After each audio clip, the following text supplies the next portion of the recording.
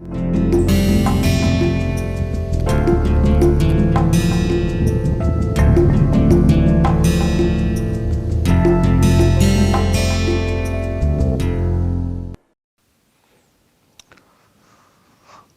once again as we continue moving towards more advanced things. Do not get so worried about the word advanced, it simply means that you have some more additional information. That is what advancement means. Today we are going to speak about a very important result.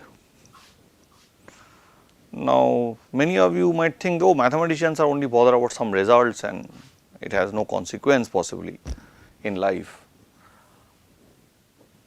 It might not have always a consequence in practical life, but sometimes these results can be used to prove some other results which might have consequences in your life.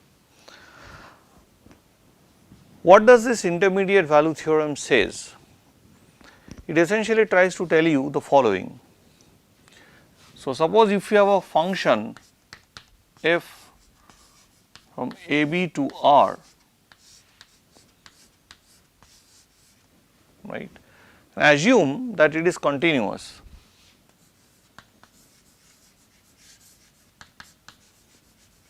Once you assume that, you have a huge information about the property of the function, the nature, and then it says that suppose you have the following information. This is a given information that f of A is strictly bigger than 0, f of B strictly less than 0, then there exists, this is a symbol for this, opposite capital E is a symbol for there exists x in AB, open interval AB, such that f of x is equal to 0. Obviously, this x cannot be any of the endpoints because the endpoints are not 0. So, this is what is called the intermediate value theorem. Does there exist one x only or does there exist more than one x? Let us draw some pictures to confirm it. For example, if you take a theorem like if you have a continuous function like this between a and b. So, this is your a and this is your b, where f of a is positive and f of b is negative, and here is this point x where it cuts the x axis. Means you start from the top of a mountain, you want to go below the river, then you really have to cross the surface of the river once. That is the basic idea. But that is basically, it means if you want to travel on the number line from -2 to +2, you have to cross 0 once. That simple idea is inbuilt here. Now, let us look at a situation where we can have more than one points where f of x would be 0. Some function could be like this.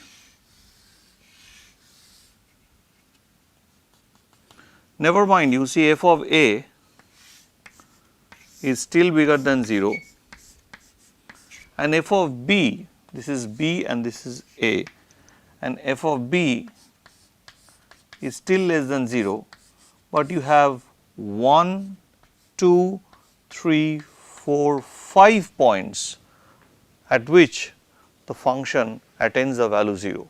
So, here the statement says that there exists an x. It does not say that there exists only one x. So, here I want to make this fact clear that there can be more than one x, possibly could be countably infinite or uncountably infinite x's. For functions would look very complex, we are not getting into that. But this idea of continuity is very important. Why, I will tell you.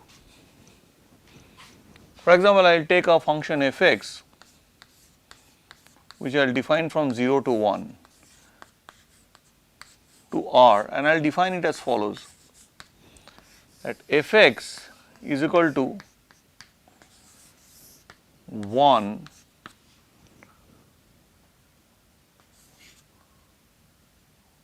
when it is between 0, x and half, and is equal to minus 1 when it is between half x and 1.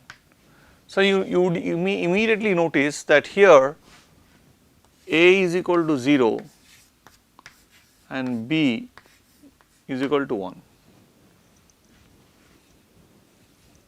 A is equal to 0 and b is equal to 1. And what is f of a at 0?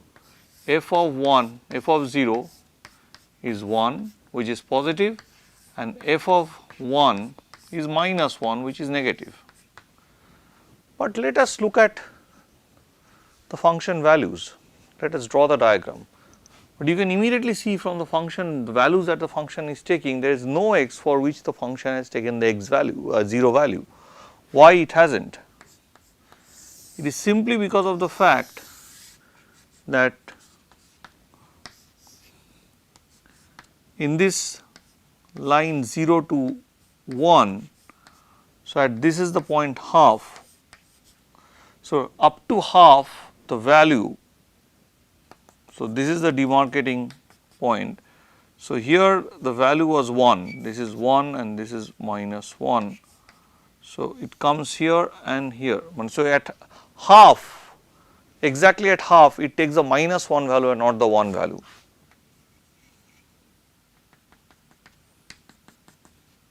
So, this is the function value. So, you see immediately that there is a gap.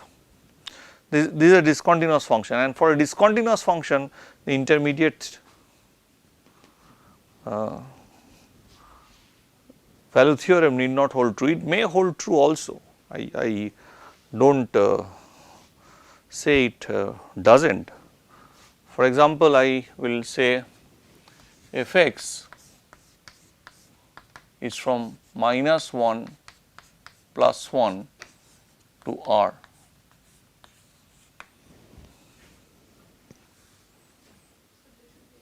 Sorry, to r, and let me define it in this way.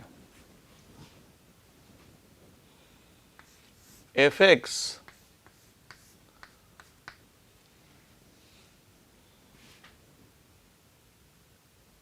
is equal to x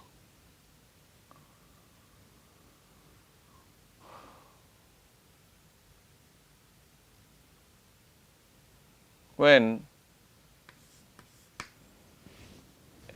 see here you must understand that I am always not restricting f a to be strictly bigger than 0 or f b to be strictly less than 0. It could be the opposite. It could be, for example, that f b is strictly bigger than 0 and f a is strictly less than 0. Then also, so here you have f b to be strictly bigger than 0 and f a to be strictly less than 0. Then also you would have the same conclusion. There would be an x for which f of x would be equal to 0. What I am now trying to show you that these conditions f a, that this f a and f b are of opposite signs, that if I take the product of f a into f b, that would become negative. That is just a sufficient condition. It is not a necessary condition for such a thing to happen, that whenever I find there is an x between a and b such that f x equal to 0, it does not mean that this is going to happen, or the product of f a into f b would be strictly bigger than 0. So, this is one form of the theorem. So, to be more precise now you can write it in a better form, right, that if from a b to r is continuous, I am writing for CONT for short, and f a into f b, the product is negative, then there exists an x lying in the open interval a b such that f of x must be equal to 0. So, this is a form which is much more acceptable, right. Now, here let me put f x equal to x when x is lying between 1 and 0, and f x equal to minus 1 when it is lying between -1 and the interval -1 0 excluding 0. So, this is the functional value. So, if I draw this, what does this mean?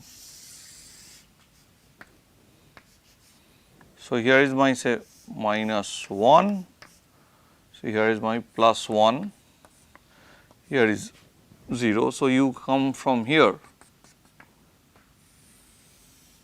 So, in this case f of b is +1, if I take b to be +1 and a to be -1, and then from 0 to -1 I put the value -1. So, here is -1.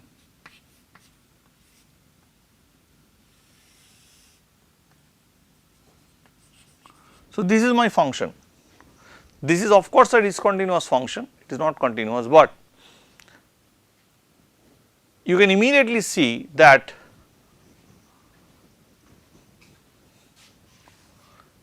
the conclusion that f x is equal to 0. So, here is an x between -1 and +1 for which f x is equal to 0. So, this, and also you see the product f of a which is 1, f of b is 1 and f of a which is -1 is -1. So, product is negative. So, this, what I am trying to say is that if this condition, for example, continuity has failed, but this is true, then also this can remain true.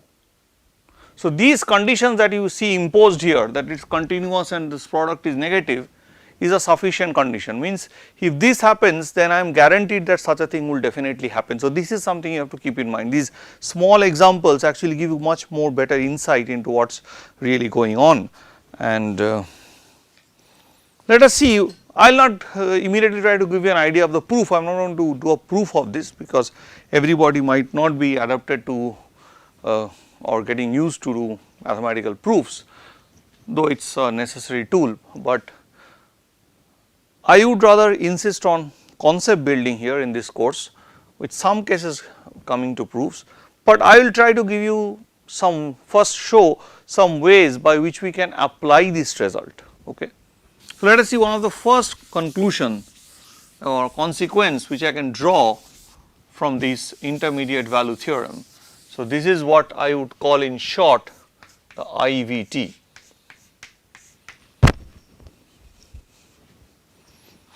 Okay. Now, here is another form of intermediate value theorem.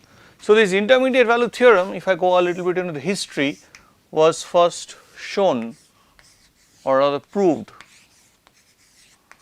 by Bernard Bolzano, and Bolzano, by the way, was a priest in the beautiful city of Prague, which is now in the capital of Czech Republic, and believe it or not, lot of very great works in science, for example, has been done by priests or monks, because for very poor people at those times, monastery was one of the places where they could get an education, they could get food, etc. So, in Europe, lot of very talented people, but not from a very rich background, went to these monasteries, and they really had time to practice science. And so, this was the contribution of Bernard Bolzano. So, let us see what is an immediate effect of that IVT. So, maybe first conclusion, I should write corollary actually, but I am writing it as a theorem, because this is what is written as IVT by many books. What I am going to now write down is IVT. So, let f from AB to R be continuous. Let C element of AB, actually open interval AB, be such that C strictly lies between FB and FA. You see, it could be opposite, it could lie between FB and FA could be strictly bigger than FB. Here I am just telling that okay, let us just take it like this. Then there would exist x in AB such that Fx is equal to C.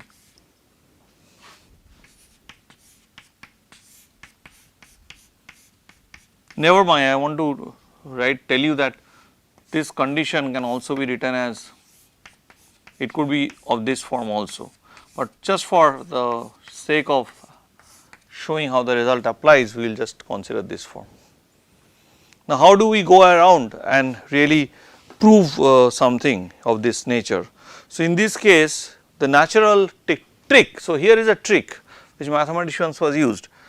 What I know is that there would be a point Fx is equal to 0 if I have 0, if I have the product of Fa into Fb to be negative, that is 0 should strictly lie between Fa and Fb, one is negative, one is positive. Then, but I now have C. So, what I do is, so if I want to prove it, so consider a new function gx, g whose all values are evaluated like this, Fx minus C. Then let us look into what is GA. GA is Fa minus C, or what is Fa minus C? Fa minus C is negative, because Fa is strictly less than C. And what is GB? Fb minus C, which is strictly positive, because from this condition, because Fb is strictly bigger than C. So, but because f is a continuous function, if you add a constant to a continuous function, it remains a continuous function. So, the first observation that we get from here is that g is a continuous function. Now, what is the product between GA and GB? Their product is strictly less than 0, because one is GA is negative, GB is positive. Now, this means, so hence now applying IVT,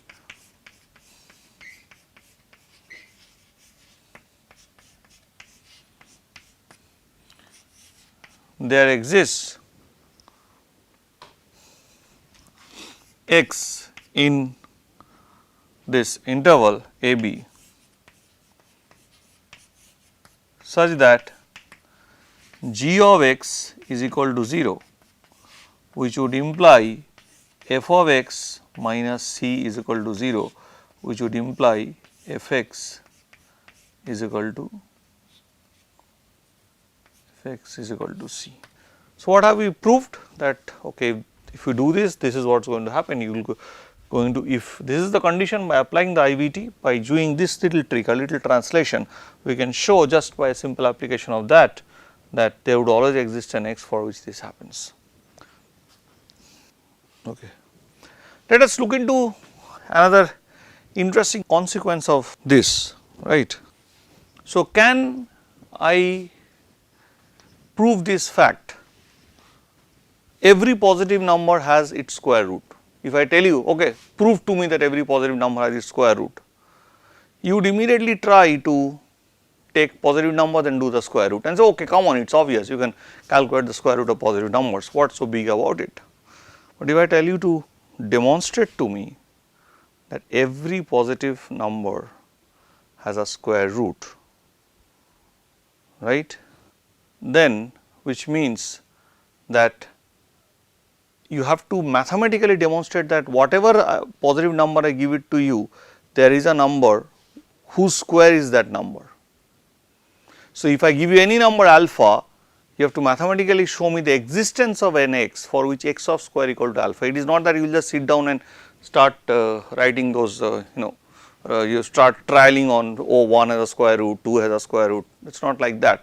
In mathematics you do not do such exhaustive things, you cannot do an exhaustive checks, because in calculus everything is infinite. Here this is the realm of the infinite, and hence a mathematical demonstration is very important, but we will see how this intermediate value theorem, or even this one if you want to say, actually shows you that you can really prove that every positive number has a square root. So, that is exactly what I am going to show you.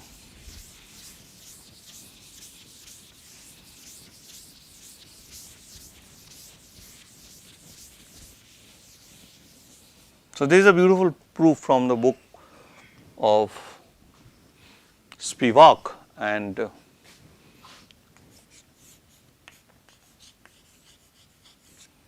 so maybe if you want to call it a theorem, or mathematicians would call corollary, whatever you want to call it, it is a nice result. Every positive number, so every alpha in the natural number set has a square root, every positive real number, not in n, sorry, in R plus, means in the positive part of R, every positive real number has a square root.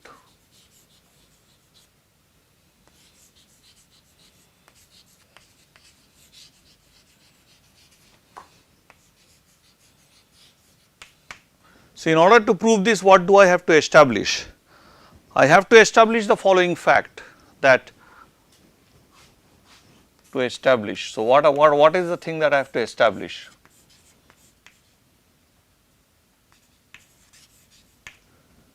I have to establish the following fact, that given any alpha element of R and alpha greater than 0,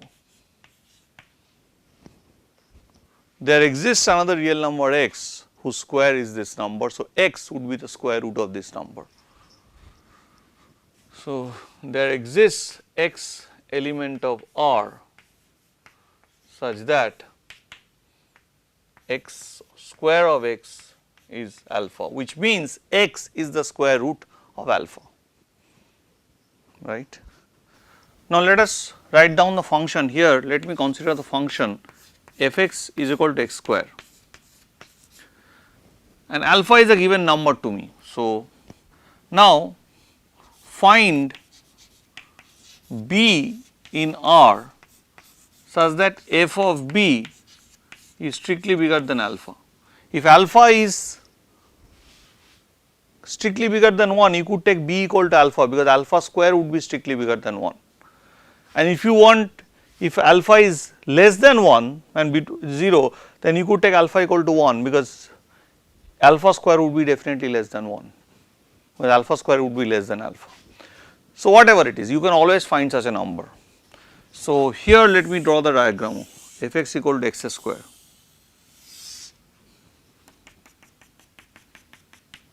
So, here is my alpha and here is my f b, this is my b, and here is my f b.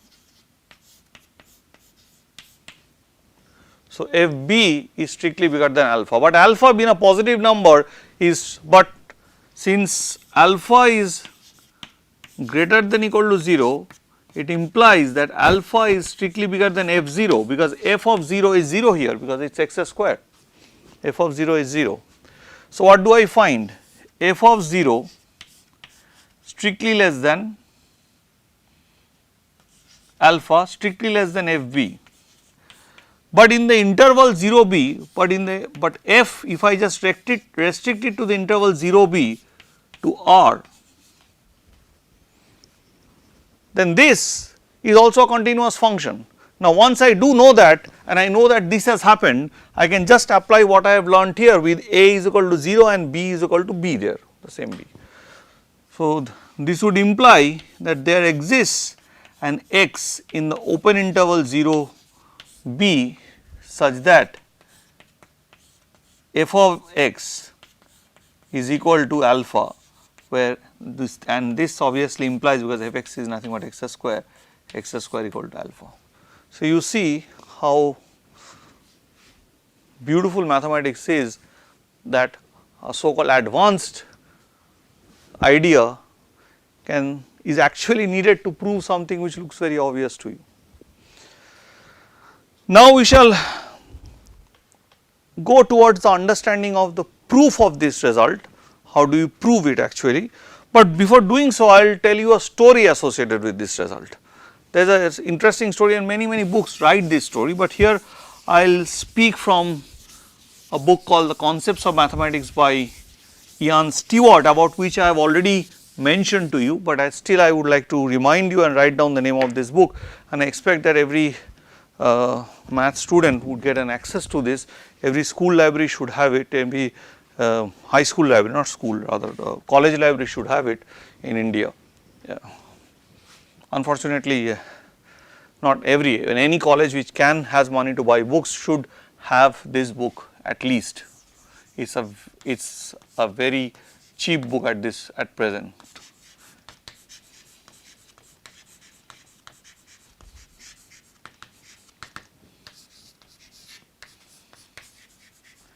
He is one of the most fascinating writers in mathematics. He is one of the leading mathematicians of our times. Sorry, Ian Stewart is from Warwick University in the United Kingdom, and this book is published by Dover Publications.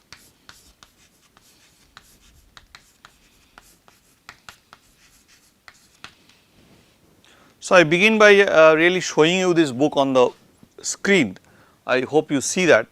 So, please consider, if there are some even teachers who are watching this program, please consider having this book in your library. It's a must for students and even in fact teachers to have a reading of this book. Math is not always about doing calculations or doing manipulations. Math is about developing ideas. A brilliant mind developing ideas in biology or mathematics is a brilliant mind. It is not that a mathematician who manipulates too many things needs much more intellectual faculty than a biologist developing a breakthrough concept. So here is the puzzle. The puzzle is the following.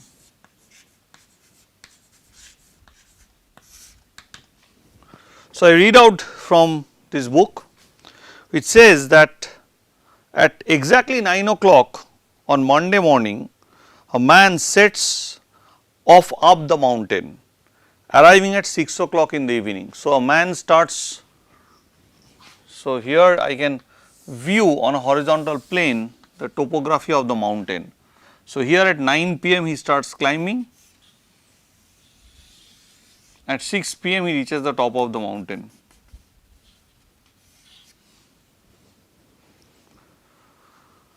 Okay. And in the next day, okay, at 9 o'clock next morning, he descends from the same route, arriving at a point from which he set out at 6 o'clock in the evening. So, 9 o'clock next morning, the graph would be like that. At 9 o'clock in the next morning, he sets out like this and climbs back to this point.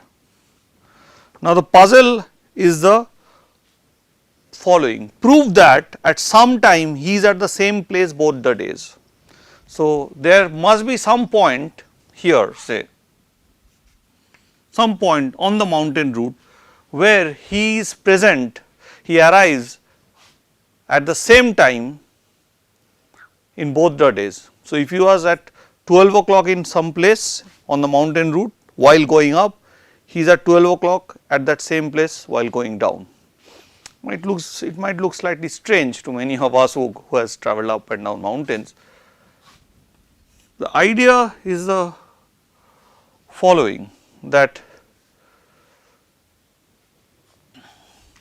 so this guy is now climbing down the mountain in the morning. So, I assume that there is a ghost of this man who is climbing up this mountain, and he does the opposite journey. So, some man starts at 6 in the morning and does the opposite journey, climbs up the mountain. So, this is the path of this guy. So, he starts at 6 and this guy has started at say 9 in the morning and he started climbing down. So, another guy is actually now, so another guy has started at 6 and is climbing up. So, there is a time you see. So, here is the up path, here is the down path. So, in the down path what the guy is doing, he is climbing down, you can think of it as a ghost. The down path, so in the down path this guy is coming down at starting at 9 and he is coming down. but think that there is a ghost who is also walking up the same path the next day towards the top of the mountain. Then you see that there is a time when both of their paths cross, which means the ghost and the man should be face to face at that point. So this is nothing but the intermediate value theorem. And what is this form of the intermediate value theorem? So we will just write down how can I write this thing. So this is a particular way of talking about the intermediate value theorem. So this is something like this. See, if these curves were not continuous, if the mountain profile was not continuous, such things would not happen, as I have already shown. But here the mountain profile is also continuous. So this is an application of the intermediate value theorem, that there exists a point between this where you would get whatever be the point, there would be a point where time point where this particular point would be reached in both ways. So this can be actually expressed in the following way. This idea, this is the trick behind proving the intermediate value theorem, where I can write the intermediate value theorem as the following. So I will have two functions, f and g, and they have very opposite behaviors. The behavior is this: f of a is strictly less than g of a, but f of b is strictly bigger than g of b. So this, let me just draw the graph of this here. So, if two functions, say between a and b. So here is my a and here is my b, right, f a and f b. So the function value at a, suppose this is my f, the graph of my function f, this is my f function f x, and in case of g, you know that f g of a must be strictly bigger than f of a, but g of b must be strictly lesser than f of b.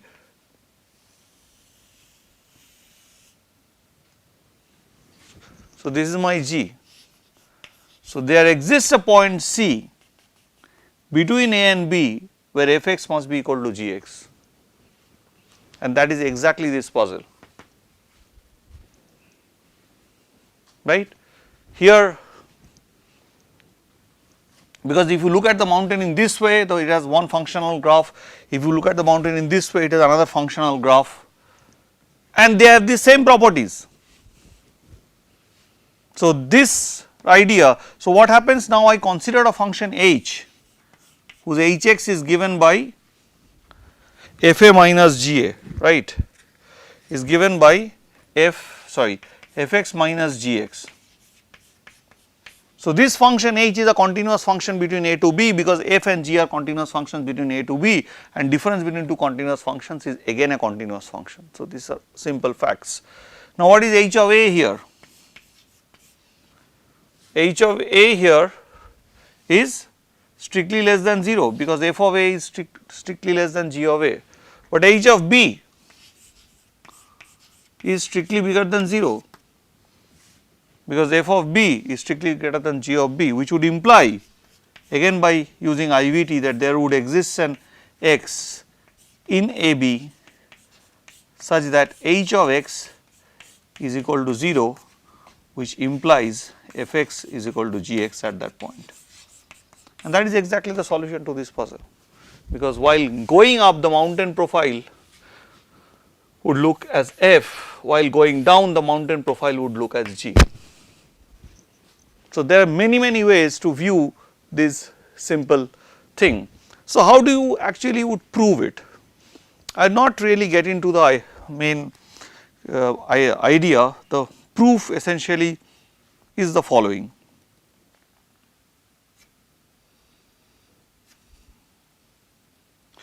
You divide, say, the interval a b into say 10 or 20 equal partitions, equal small intervals.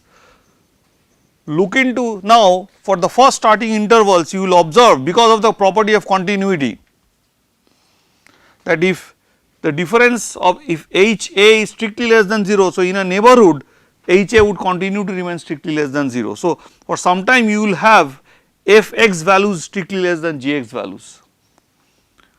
But then look at the first interval where you find a value of x for which f x value is bigger than g x value. Keep on dividing, now divide that interval again,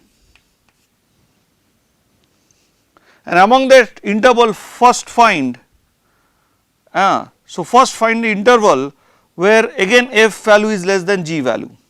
So, you make this interval smaller and smaller and smaller, right.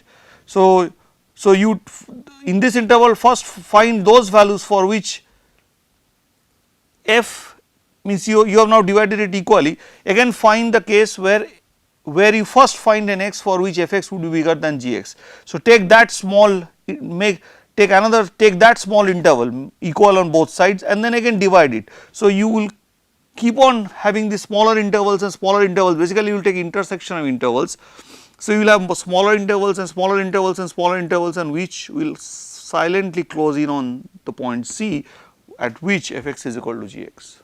So, this is the idea which we are not getting into, but one application, the last application of very important application is the idea which we will talk to you now, and that will be the last thing that I speak here as an application of the intermediate value theorem. It is called the fixed point theorem.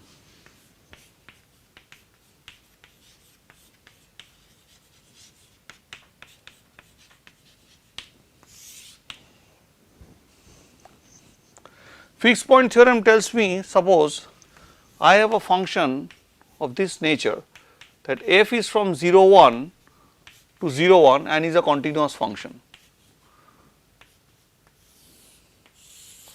So, here is my 0 1 on the x interval, here is my 0 1 on the y interval, maybe it will be slightly on this side. So, basically I have this square. Now, I have some continuous function,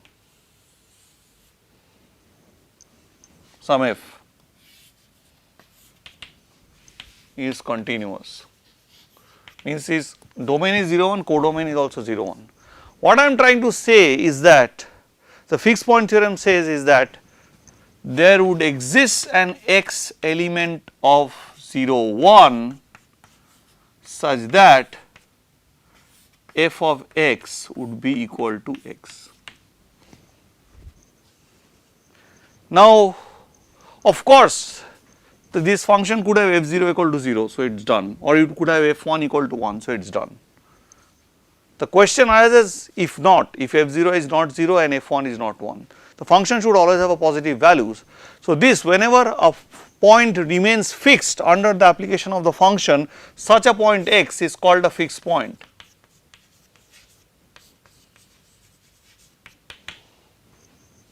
So, what does it have got to do with the intermediate value theorem?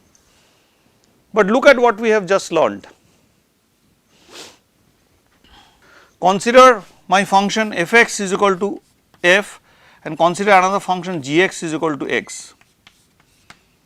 F x is the one which I am given and considering the function g x equal to x. Now, f0, if f0 is not equal to 0, then f0 must be strictly bigger than 0 because the function has to lie between 0 and 1, it cannot be negative. So, f0, so the function value f0 must be strictly bigger than 0, right. That is f0 is strictly bigger than g0, this implies this. And what is f of 1? F of 1 cannot be more than 1, f of 1 has to be strictly less than 1. Either it is equal to 1, then it is done. If it is not equal to 1, then it has to be strictly less than 1 because the function value must be within 0 and 1. And in that particular case, I will just drop this part. So, I will just do it for you again. So, what is happening here? So, I have taken f x as the function, f is the function, functional values of f, and for me g x is equal to x. Now, let me say that f0, let me be in a situation where f0 is not equal to 0 and f1 is not equal to 1, because if any of these conditions happen, then this result is true. Then in this case f of 0 must be strictly bigger than 0, which implies that f of 0 is greater than g0,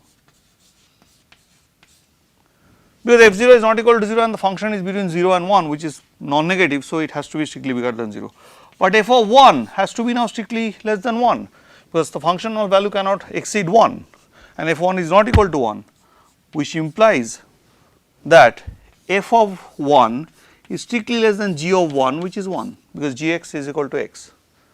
So, it is exactly in this situation, it is exactly in the situation of this mountain climbing situation. So, you will immediately prove that there would exist an x between 0 to 1 such that f of x would be equal to gx, but gx is equal to x. So, this would imply that f of x is equal to x, and voila, my theorem is proved. Voila actually is a French word, which means that is it, done. So, you see how we have built up the whole story and surround it with this simple man climbing up the mountain, which can come and prove this fact. It looks very obvious, because you can draw this line y equal to x here, and a continuous function you would feel would cut across this y equal to x line if the function range is also between 0 and 1. Now, fixed point theorem, you might say what story you are talking about, but let me tell you, a huge amount of modern economic theory, and economics is of course practical stuff, is based on fixed point theorems. So, with this I would like to end this class, and I hope you had enjoyed it.